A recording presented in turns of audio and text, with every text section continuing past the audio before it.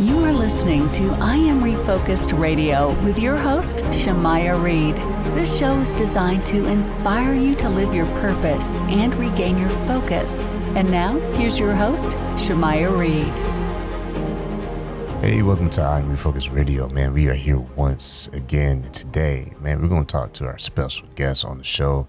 I Am Refocused Radio, we're going to have our one and only guest, Douglas Robbins. He is a writer and he is a thinker and he's doing big things. He has numerous books that we will probably get about maybe two of them, but he has a lot of books. You make sure you go to his amazing website, DouglasRobbinsAuthor.com. Again, that's DouglasRobbinsAuthor.com. First and foremost, I want to welcome you to the show, man. How you doing, man? I'm doing great. Thank you so much for having me. And before we dive into all the amazing accomplishments that you have in your life, yes, introduce yourself a little bit to the audience, like where you're from and a little bit of background. What inspired you to be a writer? I grew up in New Rochelle, New York, which is a suburb just outside of New York City. Big, kind of crazy place where I grew up, big neighborhoods, too many crazy people around. Got into some trouble here and there quite often. And but I always found words, power in words, power in nature, power in that sort of sacred place outside of the norms, outside of school, outside of kind of the routines. And I think that's where that seed was planted and some little flowers started blooming over the years. Man, that's awesome, man. I can tell you can write it just the way you delivered that, man. It's like you wrote a little thing or something before the show. That was pretty awesome. Now, when you noticed that writing was a possibility, early on, were you anticipating, I'm going to be a published author, or were you just in the beginning just in the love for writing? That's a great question because I had no ambition. I was simply expressing myself and observations, little insights, and just I would always have a notebook with me and write little things down. And at some point, it's funny, I had that conversation with myself. Like I had all these notes and what was it all about? Like, what's the point? Am I a note-taking guy? Like, what is the writing I'm doing here? So I kind of asked this question out loud. And a few hours later, the answer came to me, and there was a thread between all of the observations and all the insights. So at that time, I was really just writing observations, a little poetry because I was in a band. I was the drummer. But it really just came down to these observations, insights, and that there was a thread between it all. And that was a much more kind of nonfiction type of approach. It wasn't fiction or stories. And it really was just about how we live, how we're living, how, growing up, like, why didn't I, fit into school? Why didn't I want to be a part of it? Or the rah, rah, rah of school spirit and all these kind of things. There was something for me that there was missing, something that I felt like was kind of being pulled over my eyes or attempted to. And so I was always observant, even as a kid. And that's kind of how it started, with just that there's a thread between everything I'm writing. And that's when I first started formulating bigger ideas and grander notions of, this is a book here. And I mean, every writer probably talks about this. I'm just guessing, but there's a thing called writer's block. When's the first time you experienced that, and what did you do to overcome that situation? It's a question that comes up all the time, and it's funny. I was just reading an article. Murakami is a big Japanese writer, and he said he's never experienced writer's block because he only writes from joy and when he's called to write. So he doesn't force himself to write, however many hours a day, grinding away. He just writes when he's called to it, when that voice is so strong that he has to write. I'm somewhat similar to that. I'm not really a big believer in writer's block. There are times where I do need to put something aside, but that's not writer's block to me. That's like, I don't know it well enough. I don't understand the emotions of it well enough. I'm just sometimes you only understand the surface of something. and you have to let it kind of percolate a little bit. Like it's like almost like getting to know someone. Well, you don't know everything about them at first. You just know a little bit. So you can only write a little bit about it. You kind of have to hang out with that person, get to understand their motives, etc. Things that they've maybe been haunted by, or emotions, experiences. So that's how I see it. Plenty of times I have to put a story aside for a while, a month or two even, or even longer, sometimes less. But it's because I don't know it well enough. I don't understand the subject or really what the thrust of the matter is. So I'm never like, I think what happens is, we write and we exhaust whatever in that reservoir of information. But you have to let the reservoir build up again. And so once you start finding that there's less and less to put down, you got to put that piece aside and come back to it later. Let that reservoir build up again with that information, Once again, listen to I'm Focused Radio, talking to our guest today, Douglas Robbins. And man, you talk about subject. Here's a question for you. When people are picking a subject as a writer, what's that process like for you? Do you know, like from the very beginning, okay, the topic that I'm going to explore is this, and you stick with it? Or do you write first and then pick a subject based or a title based on what you've written? Writers are kind of one-trick ponies in many ways. We write about the same themes wearing different clothes. And so that's kind of how it is for me and a lot of writers that I've read. They're hitting the same beats. The stories are a little different, but they're hitting the same beats. So with the one book, Love in a Dying Town, I remember there was an issue with Flint, Michigan and the water crisis, and people didn't have water. It was polluted, et cetera. And I started thinking, like, what would it be to have a family there? What would it be to raise a kid there? Right. And so I started writing Love in a Dying Town. You're in a dying factory town. The water is polluted. Now, it wasn't writing exactly about that. I didn't, have, water issues in the story. But I started thinking, what would it be to raise a kid in a dying factory town? You're still there. You still have to show right from wrong. You still got to be a stand-up, man. But you're with all this adversity coming at you, foreclosures and, the collapse of industry. But the family still has to be intact. So sometimes it's just an interesting idea that I kind of stumble upon and go, oh, that'd be an interesting story to pursue. And sometimes it just comes from the great beyond. I don't know. So you approach it with an open mind is what it sounds yes, like. Yes, sir. And with that, you also have another book. Now, this one's interesting, the Narican. Tell us a little bit about this book. Has something to do with toxic whisperers. Tell us about that, man. It sounds interesting. Well, this was it's sci-fi, which I had never written in the sci-fi genre. But writing in sci-fi or fantasy really can expand out reality. So it doesn't have to adhere to the same principles, that we adhere to on a daily basis.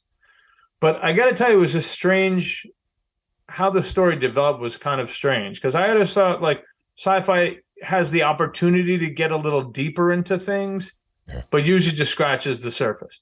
And so I started thinking, I'm going to write something a little deeper, a little more philosophical.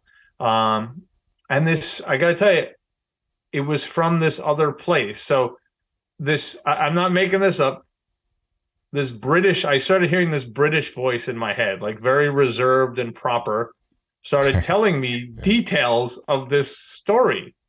And it was sort of about like the higher dimensions of the soul and how you evolve to it. And so I started writing this story about the evolution of souls and the battle over the soul. You have the light workers, if you will, trying to help you evolve. And you have that sort of beacon within saying, yeah, that's my better self. I'm trying to get there. But then you have the darkness, the negatives, the toxic whisperers, people saying, no, you can't. No, you're not. You're not good enough. You're a piece of garbage. You're not this, person. And you have that battle. And we all have that battle within us every day of the light and the dark. Which direction are we going to choose?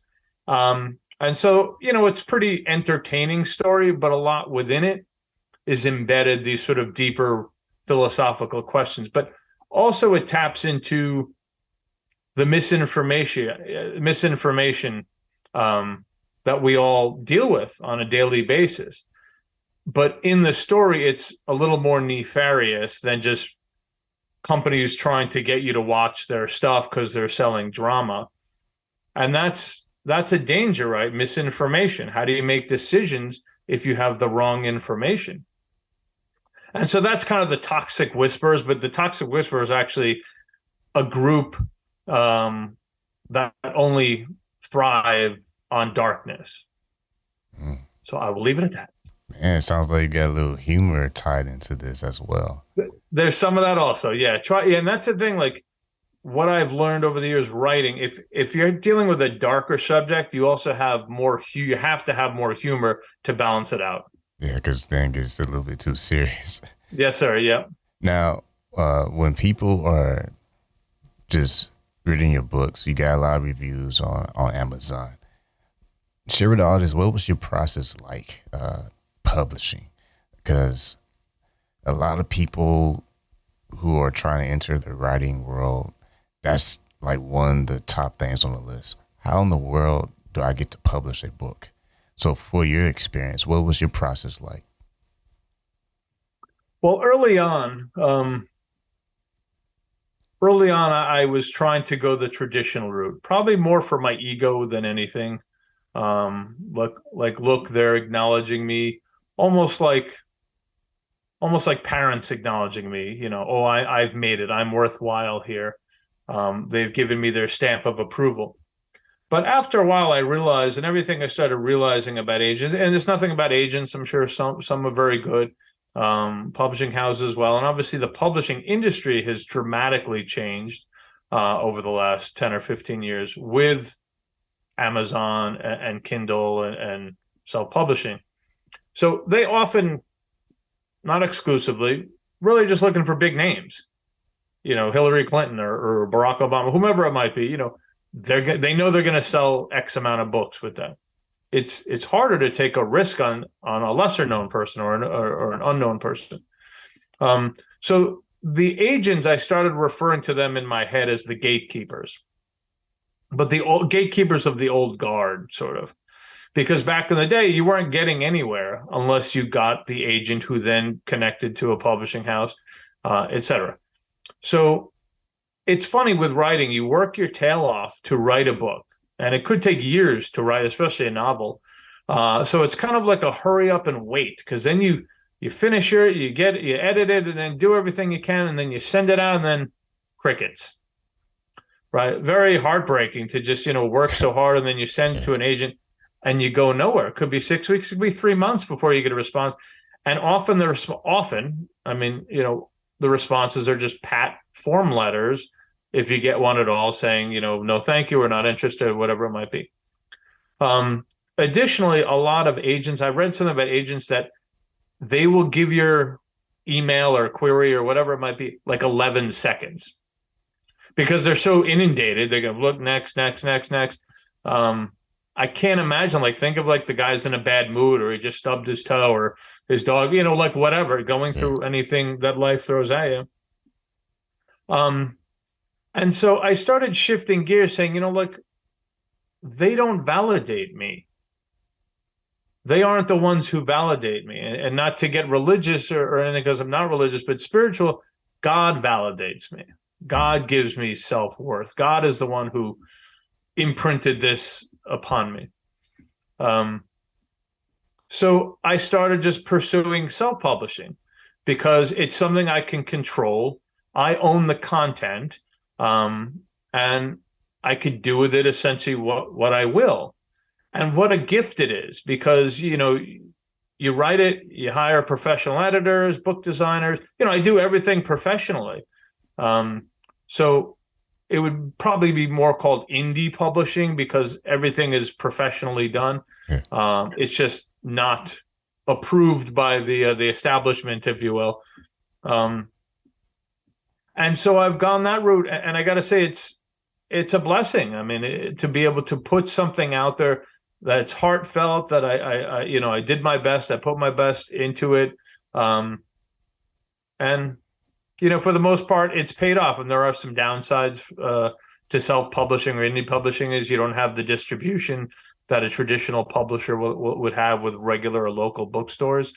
But again, similar to podcasting, what a gift to be able to reach this way and express oneself this way and connect to people, because it's really the next wave of connecting and communicating. Yeah. And once again, we're talking to Douglas Robbins, our guest. And I let you say that because real quick, I started podcasting back in 2017. So I've been telling people, man, if you don't have a show or you are not on shows, this is like the next website for you. This is like the next social media profile, because what's amazing in today's world of podcasting versus back in 2017, everyone's talking about it now. I can't. Yeah, everyone's got one. Yeah. Every commercial you see, you know, the big brand names, they have a podcast now. They have a division. I mean, they have all these professional like setups, like major companies now. Like the whole brand is based on podcasts. But it's almost like what they would say, YouTube University. You have all this wealth of knowledge now available at your fingertips. And you can basically go to any category that you can think of, and you can start learning. You can start learning about entrepreneurship. You can learn about book publishing. You can learn about anything. And speaking of that, you have your very own podcast. You like that little segue? You have your own very own podcast, The Den of Discussion. And that fits everything that I'm saying right now, because to your point, we are now in a place where we can talk to somebody all the way around the world, and we can do it within the podcast. Yep. That's powerful. And it's almost like, you know, I mean, back in the day, I'm still young, but, you know, the singular wireless long antenna cell phones, and we went from the snake game to now you can literally use Photoshop on your iPhone. It's crazy, the technology. Yeah. With your podcast, perfect example of someone who's using this medium. What has been your experience like being able to take charge of your own little community base and use that as a tool, not just to market yourself as an individual, but to share the opportunity to meet new people? Yeah. Well, it's a remarkable platform, and I'm very inquisitive, and I'm just interested in the human, you know, experience and how we're taking care of the earth, and, you know, things that are happening in education and law and everything else. And so, you know, it's about what I say, it's about overcoming challenges and people who are moving the needle forward and, you know, improving their worlds, et cetera. But it's remarkable to me because, as you just point out, like, it doesn't matter where anybody is on the planet. You can instantly connect. You can talk about any fascinating subject, and bring it to light. And part of the thing we do on the show is so much is swept under the rug of society. Everybody hides the ugly stuff or whatever it might be. And to me, that's the imperative stuff of being human, the stuff that gets shoved aside and hidden. And so that's what we bring into light, things that affect us, things that affect the earth. Like I said, I've had people on I just had a woman on who had a brain trauma and then totally recovered from it.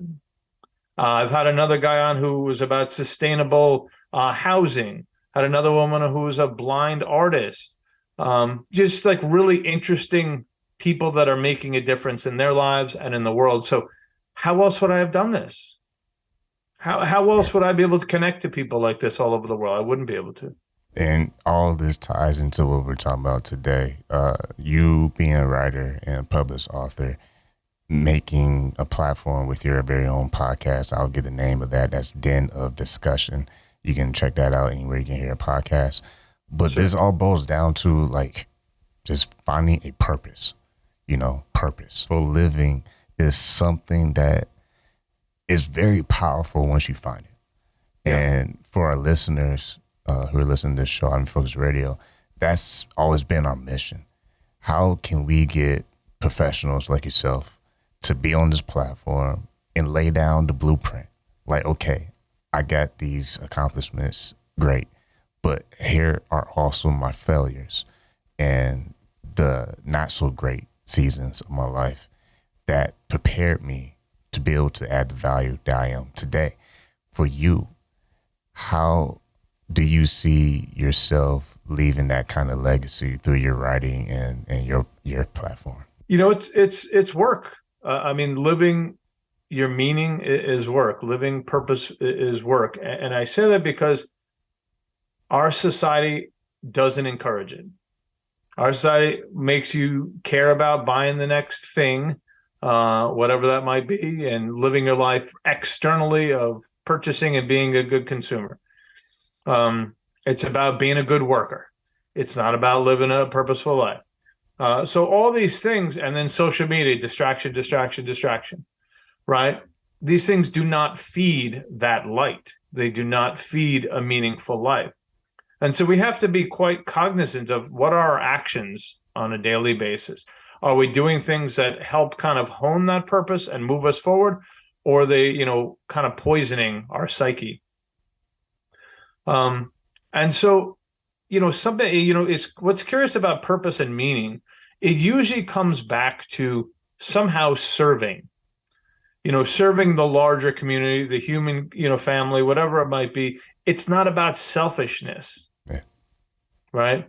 And so much of what we see, let me buy that before you buy it, and let me watch this, and I'm better than you, and I have better social media profile and better pictures, right? It's that silly, very superficial competition.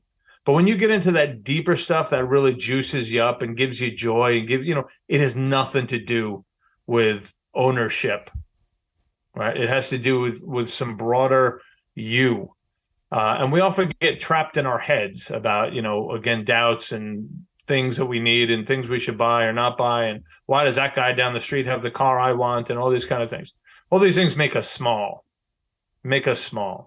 Envy makes us small. Be happy for that guy. Work on you. And the more we work on us individually, it transforms community, country, globally. And my goodness, if we do not need this more than ever right now.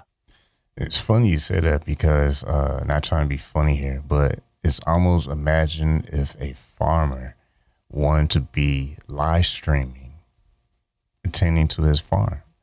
That would be a little bit silly. Right. And that's funny. Yeah. And my point is, like, I feel like in today's world, I'm guilty of it too. We all want to be in that contest. All right, how can I get this many downloads or this many followers or whatever, because we want to, grow.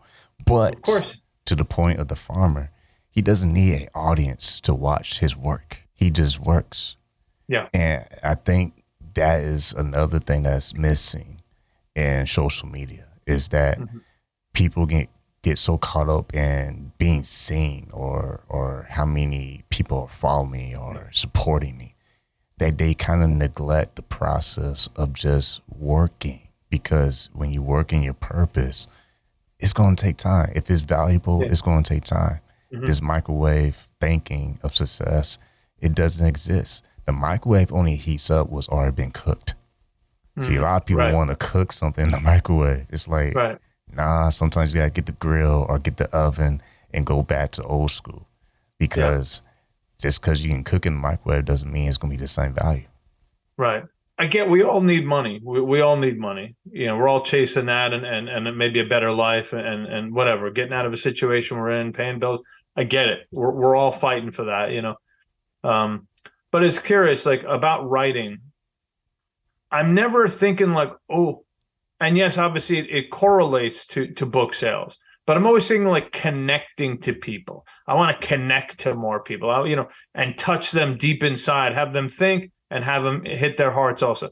But it's not so much about book sales or numbers. The numbers will come, but it's really about, again, am I fulfilling my purpose and connecting, to others who are seeking maybe what I'm offering.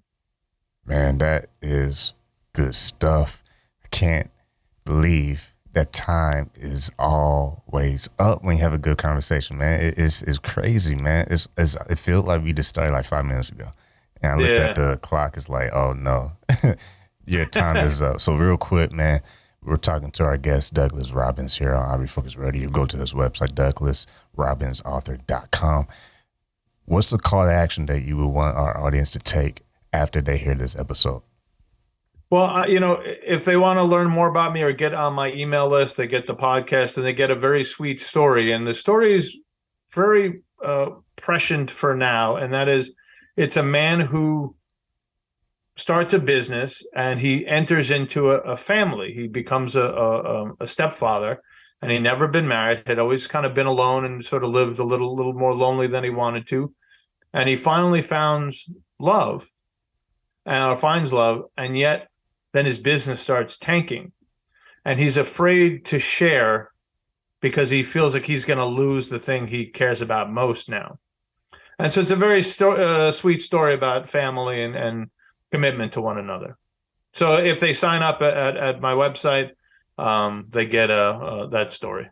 Awesome, man. Well, once again, you listen to Refocus Radio, talking to our guest today, the one and only Douglas Robbins. You go to his website. It's easy to remember, DouglasRobbinsAuthor.com. And man, also check out the podcast that he has. You can get it anywhere you hear one. It's Den of Discussion. And real quick before we let you go, remind the audience again a little teaser of what your core mission is for that show. For that show is overcoming challenges. Everybody is carrying stuff around you don't see. So it's about overcoming challenges, people who are moving the needle forward in their lives and in the world. And again, it's getting that stuff that's sort of swept under society's rug, and we bring it into the light, because that's where we all move forward. You don't move forward by hiding stuff. Once again, talking to our guest today, Douglas Robbins, here on Refocus Radio. I want to say again, thank you for taking time in your schedule, man, talking to us today. Been such a pleasure. Be well.